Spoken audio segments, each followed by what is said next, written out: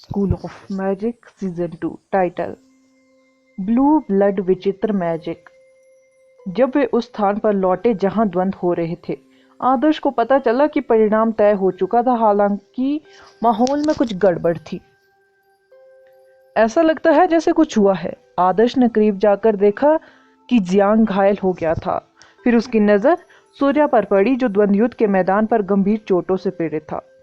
उसने जैसा सोचा था, द्वंद्व उससे भी अधिक भयंकर थे। जियांग के शरीर पर कुछ गहरे घाव थे, खून लगातार बहता रहा। वह आगे पीछे हिल रहा था, मानो किसी भी पल जमीन पर गिर जाएगा। सूर्या की हालत बहुत खराब थी। उन्होंने अपना दाहिना हाथ खो दिया था। वह धूल में पड़ा हुआ था।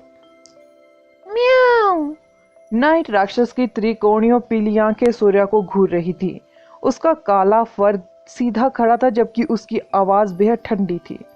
यह स्पष्ट था कि रात्रि राक्षस अत्यंत क्रोधित थी। यह सूर्या पर एक मजबूत जानलेवा इरादा भी प्रदर्शित कर रही थी। जियांग, उसे रुकने के लिए कहो, सलाहकार जितेश ने सख्ती से कहा। रात्रि राक्षस ने सलाहकार जितेश के आदेश को नहीं सुना। उसके पंजे सूर्या की बाह के खून से सने हुए थे। किसी कारण से सूर्या ने नाइट राक्षस को पूरी तरह से क्रोधित कर लिया था। वह सूर्या की गर्दन पर अपना हमला कर रही थी। सूर्या पहले से ही अपनी सीमा पर थे। आदर्श बेहद हैरान थे, किस कारण से जियांग के रात्रि राक्षस ने सूर्या को मारने के लिए उकसाया होगा। वापस आओ! जियांग ने अपने दांत भींच लिए और पीले चेहरे के साथ रात्रि राक्षस को आदेश दिया। रात्रि राक्षस ने उसकी बात नहीं मानी। उसकी गति चौंकाने वाली थी और उसकी चाल अप्रत्याशित थी, मानो वो हवा में चल सकती हो। जैसे ही रात्रि राक्षस लगभग सूर्या तक पहुंच गई थी, कई विशाल शैडो स्पाइक्स अचानक उसके चारों ओर दिखाई दी और तेजी से चलने वाली प्राणी को स्थिर करते हुए एक बाध्यकारी फॉर्मेशन बनाई।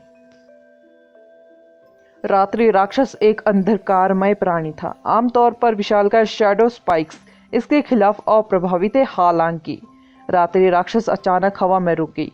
उसके पंजे सूर्या से 30 सेंटीमीटर से भी कम दूरी पर थे। सूर्या अपनी जगह पर जमे हुए थे। वह महसूस कर सकता था कि मौत उसकी गर्दन पर आ रही है। जियांग ने चुपचाप जितेश सलाहकार की ओर देखा। उसने तुरंत अपना कॉन्ट्रैक्टेड स्थान खोला और रात्रि राक्षस को उसमें वापस ले लिया। रात्रि राक्षस वापस जाने को तैयार नहीं था और गुस्से से चिल्लाने लगा। अभी के लिए मैं तुम्हारी जान बख्श दूंगा, लेकिन यह अंत नहीं है। जियांग ने अपने घावों को संभाला। उसका चेहरा उसकी सामान्य सौम्य अभिव्यक्ति के विपरीत बिल्कुल ठंडा था। सूर्या अपनी बुद्धि खो चुका था, मानो उसे परिणाम पर विश्वास करने में परेशानी हो रही हो। निषेध मैजिक करने के बाद भी वह द्वंद्व हार चुका था। रुद्री ने सूर्या के घावों का इलाज करना शुरू कर दिया, क्योंकि वे थोड़े अधिक गंभीर थे।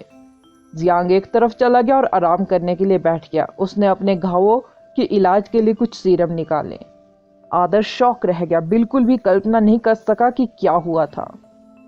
आदर्श जियांग के पास गया और जियांग को उसके घावों में मदद करने के लिए अपने कुछ अच्छे सीरम निकाले। जब आदर्श जियांग को उसके घावों के इलाज में मदद कर रहा था, तब उसे अंततः एहसास हुआ कि वे कितने भयानक थे। यदि घाव अधिक गहरे होते तो वे उसके अंगों को फाड़ देते। सूर्या जियांग को मारने के लिए बहुत करीब था। आखिर हुआ क्या? आदर्श ने पलटकर आहन की ओर देखा। सूर्या ने एक निश्चित स्पेल का प्रयोग किया। कोई भी नहीं जानता था कि वह एक मैजिक का अभ्यास करता है, जिसे 5 महाद्वीपों के जादू संघों द्वारा सख्ती से प्रतिबंधित किया गया है। आहन ने फुसफुसाया। निषेध स्पेल? यह स्पष्ट था कि आदर्श इस शब्द से परिचित नहीं थे। उसके खून को देखो, इसका रंग अजीब नीला है। आहन ने सूर्या की ओर इशारा किया, जिसका खून द्वंद्व युद्ध के मैदान में बह रहा था। आदर्श ने करीब से देखा और पाया कि खून में वास्तव में नीले रंग का संकेत था, किसी प्रकार की नीली स्याही की तरह। यह नीला रक्त का विचित्र मैजिक है। यह अपने स्पिलों की शक्ति को बढ़ाने के लिए डलहाईकार से भारी मात्रा में ऊर्जा खींचने में सक्षम है। यह नियंत्रित करना कठिन है कितनी ऊर्जा खींची जा रही है और स्पिलों की शक्ति कितनी बार बढ़ गई है। इसके अलावा इसे सीखने की प्रक्रिया काफी अमानवीय है, इसलिए मैजिक एसोसिएशन ने इसे निषिद्ध स्पेल के रूप में सूचीबद्ध किया है। शुरुआती दिनों में प्रोफाउंड मैना एसोसिएशन नामक एक संगठन था। इसके सदस्यों ने मैजिक का अभ्यास किया और बहुत से लोगों को मार डाला। तब से संगठन को वो दुनिया द्वारा काली सूची में डाल दिया गया है, आहन ने कहा। निषिद्ध स्पिल और निषिद्ध शाप दो अलग चीजें थी। निषिद्ध स्पिल अनियंत्रित शक्ति वाले अपरंपरागत जादू थे जो अभ्यास करते समय कलाकार या अन्य लोगों को नुकसान पहुंचा सकते थे। जादू का विकास जारी रहा और कई एलिमेंटों के स्पिल आवश्यक रूप से वैसे ही नहीं थे जैसे वे शुरुआत में थे। खतरों से भरी इस दुनिया में मानवता को जीवित रहने का बेहतर मौका देने के लिए लोग नए एलिमेंटों और नई शक्ति की खोज कर रहे थे। आधिकारिक तौर पर रूढ़िवादी जादू के रूप में सूचीबद्ध होने से पहले इन नए एलिमेंटों को आमतौर पर लंबे समय तक प्रयोग, परीक्षण और सत्यापन से गुजरना पड़ता था। जहां तक अन्य नए जादुओं की बात है, उनके साथ प्रयोग करने वाले लोगों के अलावा सभी को उनका उपयोग करने से मना किया गया था। ब्लू ब्लड बिजारे जादू निषिद्ध स्पिलों का एक उदाहरण था। यह सबसे खतरनाक एजियोर ब्लू सी मॉन्स्टर से प्राप्त की गई क्षमता थी जो जादूगरों के स्पिलों की शक्ति को सीधे बढ़ाने में सक्षम थी। हालांकि इसे सीखने की प्रक्रिया को बल्कि परपीड़क कहा गया था। इसके अलावा इसकी शक्ति को नियंत्रित करने में कठिनाई और इसका उपयोग करते समय स्वयं को होने वाले नुकसान इसे प्रतिबंधित करने के लिए मुख्य कारण थे। सूर्या ने द्वंद्व युद्ध में जो जादू इस्तेमाल किया था यह ब्लू ब्लड विचित्र मैजिक था। उसने स्पष्ट रूप से नियमों का उल्लंघन किया था और इसका उपयोग करते समय जियांग को लगभग मार डाला गया था। इसलिए रात्रि राक्षस इतनी क्रोधित थी। वर्ल्ड कॉलेज टूर्नामेंट ने किसी भी निषिद्ध स्पिल की सख्ती से मनाही की। यदि कोई उनका उपयोग करते हुए पाया गया तो टीम को अयोग्य घोषित कर दिया जाएगा और गंभीर दंड प्राप्त होगा। सूर्या ने स्पष्ट रूप से द्वंद्व जीतने के लिए ब्लू ब्लड विजारे कला का उपयोग करके सीमा पार कर ली थी।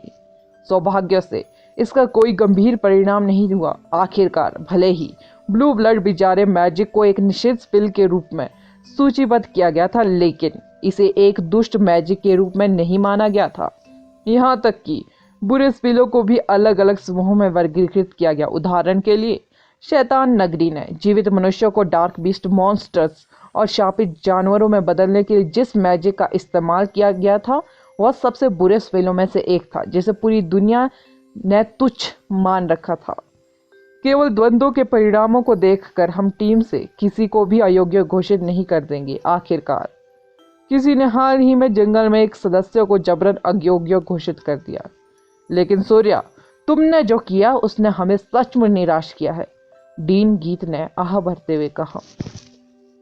सूर्या शिक्षा संघ के अध्यक्ष के पुत्र थे। जाहिर तौर पर उसके सामने एक उज्जवल भविष्य था। केवल द्वंद्व युद्ध जीतने के लिए निषिद्ध मैजिक पर भरोसा करना उसके लिए आवश्यक नहीं था। मुझे खेद है सलाहकार, मैं टीम छोड़ना नहीं चाहता था। मैं वास्तव में वेनिस में टूर्नामेंट में भाग लेना चाहता हूँ। सूर्या ने माफी मांगी। डीन गीत ने कहा, हम उनमें से नहीं है जिनसे आपको माफी मांगनी चाहिए। सूर्या आखिरकार शांत हो गए। उसने जियांग पर नजर डाली जो उसके घावों का इलाज कर रहा था। वह धीरे धीरे अपने पैरों पर खड़ा हुआ और जियांग की ओर चला गया। आपकी चोटें, रुद्री उसे बताने ही की कोशिश कर रही थी कि उसके घाव अभी ठीक नहीं हुए हैं, लेकिन सूर्या ने जियांग की ओर चलना जारी रखा। मुझे खेद है, मैं द्वंद्व जीतने के लिए बहुत बेताब था। यह स्पेल का प्रयोग मैं पहली बार कर रहा हूँ, इसलिए मुझे नहीं पता था कि यह इतनी आसानी से नियंत्रण से बाहर हो जाएगा। मुझे आशा है कि आप समझ गए होंगे कि मैं केवल जीतना चाहता था। मैं कभी भी तुम्हें कोई नुकसान नहीं पहुंचाना चाहता था। मैं कसम खाता हूँ, मैं अपने जीवन में दोबारा ऐसी किसी चीज को नहीं छूंगा। सूर्या आगे झुके और जियांग से ईमानदारी से माफी मांगी। जियांग ने ठंडे भाव से उसकी ओर देखा। सूर्या ने उसी मुद्रा को बनाए रखा जैसे कि वह तब तक वही करेगा जब तक कि जियांग उसे माफ करने के लिए तैयार नहीं हो जाता। इसे भूल जाओ, मैंने अपने कॉन्ट्रैक्टेड बीस्ट को नियंत्रित नहीं किया और उसने तुम्हें लगभग मार डाला, जियांग ने अंत में कहा। जियांग टीम में अपेक्षाकृत सहज था। टीम में उनका कभी किसी से झगड़ा नहीं हुआ। वे सभी जीतना चाहते थे और वेनिस में अपनी प्रतिष्ठा अर्जित करना चाहते थे, लेकिन इसलिए यह समझ में आता था कि कोई व्यक्ति थोड़ा अधिक मौलिक व्यवहार करेगा। आपकी समझ के लिए थैंक यू। सूर्या ने अपना खून बह रहा स्टंप पकड़ लिया और रुद्री की तरफ वापस चला गया। थोड़ी सी गड़बड़ी जल्द ही खत्म हो गई। सलाहकार किसी को ले जाने नहीं आए, वे बस नंदिनी को टीम में वापस ला रहे थे। टीम की संख्या वही रही। जब आदर्श ने राहुल को आउट किया तो टीम के पास एक खाली जगह थी। ऐसे में किसी भी मौजूदा सदस्य को अयोग्य ठहराने की कोई जरूरत नहीं थी। यह देखते हुए कि सूर्य अपनी माफी के प्रति बहुत ईमानदार थे, सलाहकारों ने उन्हें अयोग्य घोषित करने के बजाय सजा के रूप में उन्हें आवंटित संसाधनों को ही छीन लिया। उन्हें अगले समायोजन तक टीम में बने रहने की अनुमति दी गई। इसके बाद सलाहकार तय करेंगे कि वह टीम में बने रहने के योग्य है या नहीं। आदर्श यहाँ आओ। सूर्या ने जो किया उसके बाद सलाहकार जितेश का चेहरा अप्रिय लग रहा था। आदर्श के दिमाग में हलचल होने लगी। उसे लग रहा था कि वह मुसीबत में है।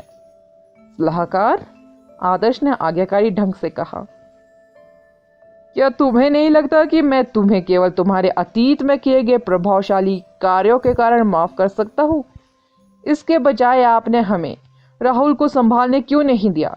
क्या आप गंभीरता से सोचते हैं कि हम उसकी पृष्ठभूमि के कारण उस पर नरमी बरतेंगे? अरे बकवास! क्या मैं उस तरह का व्यक्ति दिखता हूँ? मैं फिर भी उसे अपनी साथी के खिलाफ साजिश रचने के लिए जेल में डालूंगा, भले ही वह स्वर्ग का पुत्र ही क्यों ना हो। सलाहकार जितेश ने आदर्श की बकवास को डांटते हुए कहा। आदर्श मासूमियत से देखते हुए अवचेतन रूप से और दूर चला गया।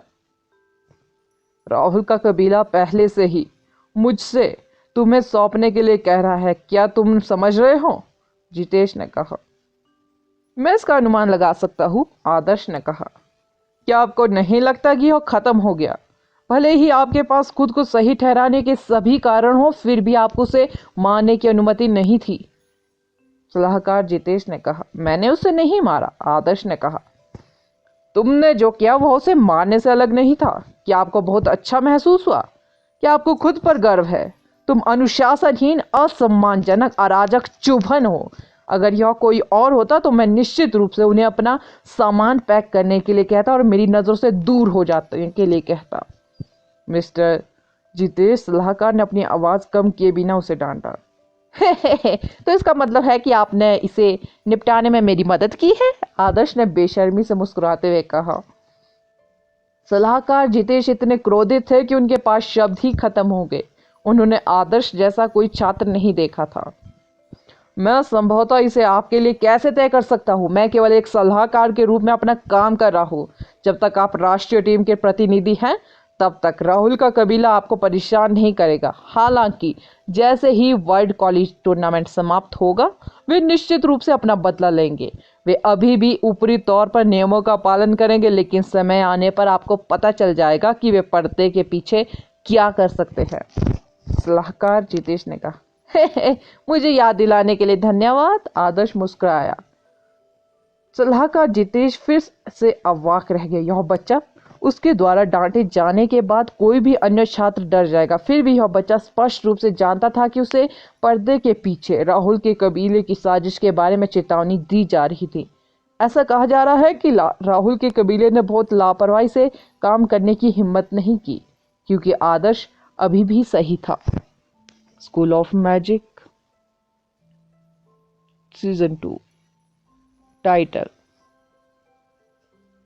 Not a single loss.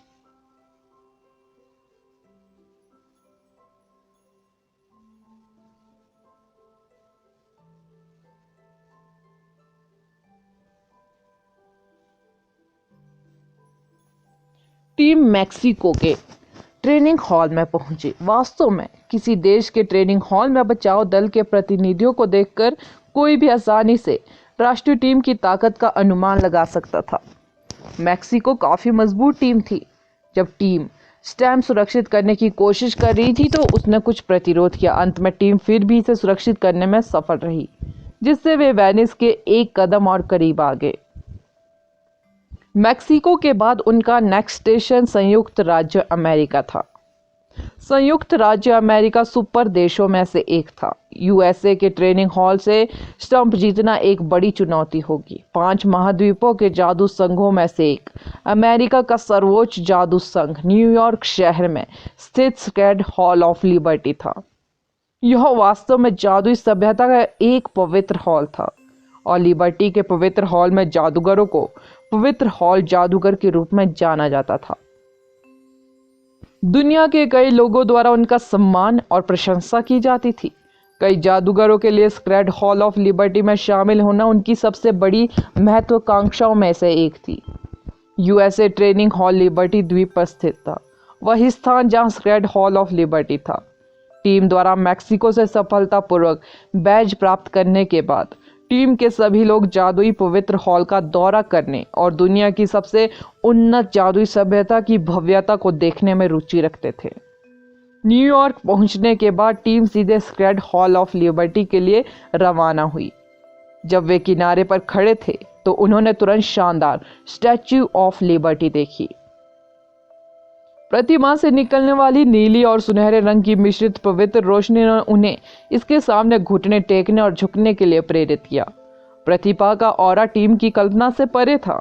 ऐसा महसूस हुआ जैसे कोई जीवित ग्रीक देवी वहां खड़ी थी और अपनी स्वतंत्रता की रोशनी और शांत दृष्टि से अपने लोगों की ओर देख रही थी। मुझे यह मत बताओ कि संपूर्ण स्टैच्यू ऑफ लिबर्टी वास्तव में पवित्र हॉल ऑफ लिबर्टी है। आदर्श ने देवी की मूर्ति पर नजर डाली और तुरंत उस भावना को याद किया जब उसने पहली बार गगनचुंबी सांप को देखा था। यह रात की धुंध में किसी गगनचुंबी इमारत जैसा था। इसी प्रकार देवी की मूर्ति एक गगनचुंबी इमारत के आकार की थी। उपलब्ध जानकारी के अनुसार स्क्रेड हॉल ऑफ लिबर्टी यही था। मूर्ति पवित्र हॉल ऑफ लिबर्टी थी और मूर्ति के अंदर जादुई पवित्र हॉल था। मूर्ति का निचला भाग ओरिएंटल पर्ल टावर के समान था, जिसमें पर्यटक आकर्षण, एक संग्रहालय और एक गैलरी थी। टीम ने लिफ्ट लेकर प्रतिमा के अंदर प्रवेश किया। एक निश्चित स्तर तक पहुंचने के बाद वे हॉल ऑफ मैजेस में पहुंचे। हॉल ऑफ मैजेस प्रतिमा की कमर के चारों ओर स्थित था और इसमें सभी प्रकार की सुविधाओं के साथ कुल 7 मंजिलें थी।